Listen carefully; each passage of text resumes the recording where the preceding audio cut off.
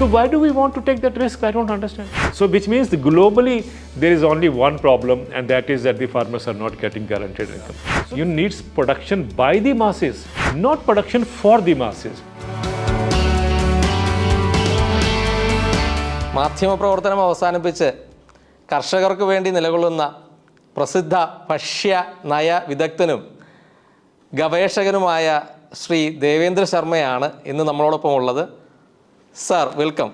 Yeah, thank you very much. India's agriculture sector is going through serious crisis. What are your suggestions to improve this and improve the standard of living of farmers in India and especially in Kerala? Everyone looks towards a higher package, but when it comes to agriculture, we believe farmer doesn't deserve a price. And the result is that we have seen over the last several decades that the agriculture distress has been compounded. It has been compounded because we deny farmers their rightful income, as a result of which they have to live on or thrive on credit. So more credit, and more credit, and that is why the indebtedness goes on increasing. Then they are under the burden of debt, and they commit suicide at some stage. That between 2000 and 2016, 16 years, period, there is a study done by the OECD, the Organization for Economic Cooperation and Development, which is the richest trading bloc, along with the New Delhi NGO, ICRIER. And that study tells us that in these 16 years, Indian farmers lost 45 lakh crore of rupees. I mean, I personally feel that study was an underestimate. But the point here is that every year farmers were losing 2.64 lakh crore. And yet, did you hear any debate on the television? Did you hear any parliament discussing it or assembly discussing it? Did you hear the academia discussing it, any university discussing it? Why is it that when the farmers undergo a loss as huge as 45 lakh crore, nobody even bothers? But I'm sure you would imagine that, or you will agree, that if the loss was 5,000 crore for the corporates, then the media would have shouted, oh, it's policy paralysis, we must give a stimulus package to the corporates and so on and so forth. All these kind of things would have been discussed. But when it comes to agriculture, nobody is concerned. Another study that I always talk about is a study which is published by the Economic Survey of the Government of India in 2016.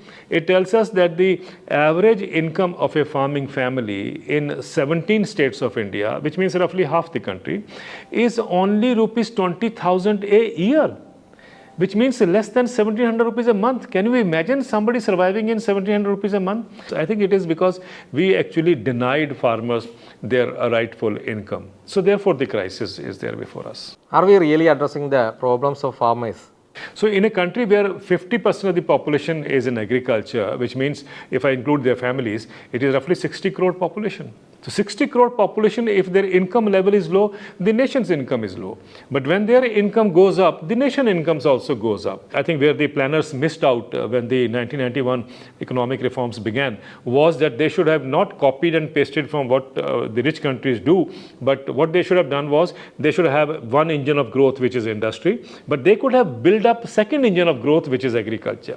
That is what is the missing dimension, and I'm sure it is not too late now. Even if we try to now rebuild agriculture as the second engine of growth, you will see India's jumping or taking a leap forward in a very big way as far as economic growth is concerned. What steps we can take to improve the standard of living of farmers in India? So now it is a time that we are moving on to agriculture, building it up as the second engine of growth, and that is a powerhouse of economic growth. So which means we need to raise or take a number of initiatives. One, of course, is, as we were discussing, is to raise the farmers' income.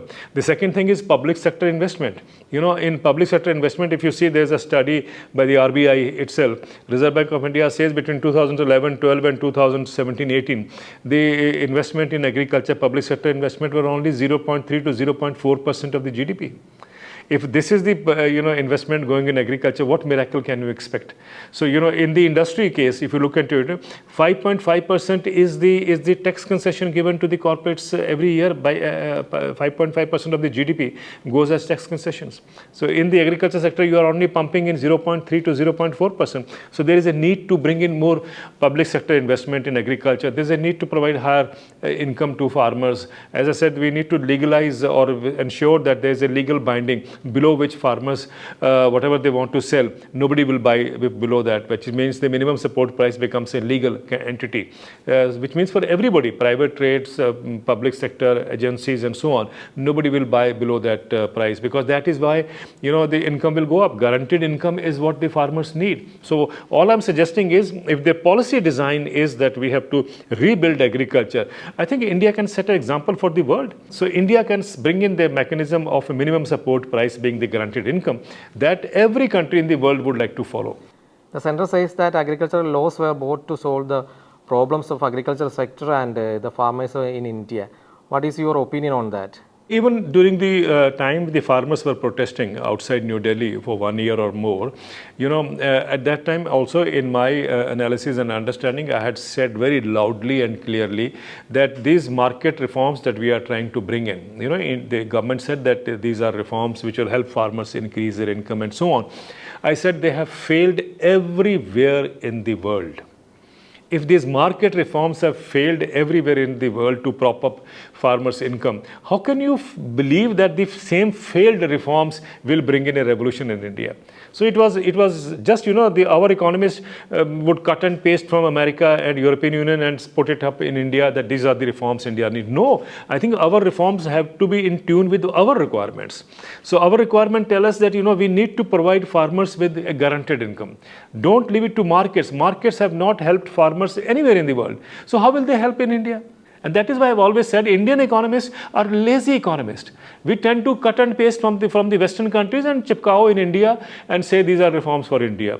I thought it would be the other way around. Indian economists should go out of their offices or look beyond their textbooks to go and see what the realities are and then design economic situations or economic reforms that can help the farming population. If that had been done, I'm sure Indian agriculture would have become a powerhouse of growth automatically. The genetically modified crops are another way the center finds to solve the problems of farmers in India. What will be its future? Productivity is not the way to enhance income. That's the question we have been saying. I think economists need to understand, scientists need to understand, and therefore this is not the way forward that you bring genetically modified food, which we know comes with risks and it is harmful for our health. It has been debated. There is no final word that it is safe for human consumption. So why do we want to take that risk? I don't understand. Look at GM mustard. The claim scientists are making is it will increase the production of mustard by 28%. Sorry? It is completely flawed. It is actually a junk variety because its productivity has been compared with a still lower variety. There are already 5 varieties in the market, which are out of which 2 or 3 are yielding much higher than this particular variety. So why do we want to bring in a low yielding variety and then claim that it will increase the production in the country? It can't. Even a country like Mexico is resisting GM food to come from America, and they are under a trade war now. Gandhi had said once that a country like India, needs production by the masses, not production for the masses. So we need to produce within the country so that, people can be having more capacity or more entrepreneurship ability rather than, making them sit idle and then you import food. I think that will be a foolish kind of economic thinking. The world is now beginning to accept and agree that agroecological farming system is the way forward. So if agroecological farming system we have to adopt, I think we have to move from the industrial farming system to ecological farming systems. The main problem farmers facing in India and especially in Kerala is the lack of market. Is there any solution for that? What farmers need is a guaranteed income. And don't forget, it's not a demand only from Indian farmers. In America, in 1979, hundreds of tractors had marched into Washington, D.C. And the demand was what? They were wanting American government to bring in income parity. Income parity in our language means guaranteed price. So even in America, way back in 1975, farmers were wanting, guaranteed income. In India also, this protest we have seen is asking for guaranteed income. So which means globally, there is only one problem, and that is that the farmers are not getting guaranteed income. So the solution is before us. But nobody wants to do it because you only think that industry is the sector on which you should put all your eggs in this basket, and you think the world will change. No, I think industry has a role to play, but at the same time, agriculture has a bigger role to play, and I think that should be the way forward. So whether it is in India or whether it's in Kerala, Karnataka, or we can separate these states, the way forward is basically on two-pronged strategy. First of all is that farmers need a guaranteed income. And that has to be done across the country. It can't be one state and you forget about the other state. It has to be across the country. And that would mean the farmer's income will go up. And once the farmer's income will go up, I think we can understand, the kind of a huge demand it will generate. And once the demand is generated, then the wheels of development will run. That is one way of doing it, sir. And if I had gone by the income parity norms, if everyone's income has increased from 120 to 320 times, then I think if agriculture income had also gone up by, let's say, 100 times, the price of wheat in 2015 should have been 7,600 rupees per quintal. That's the price they deserve. That was their right. What they got was 1,450. That is a distress price which is killing agriculture. So I think we need to do justice with farmers. It is time that we ensure that they come up to a level which each other part of these other sections of the society are benefiting from. And I think that will be the real growth that India will see. And that will pump in agriculture to become a second powerhouse of economic growth. Thank you, sir. Thank you, sir. so much for being with the fourth and sharing your valuable views with us. My pleasure. Okay, thank you.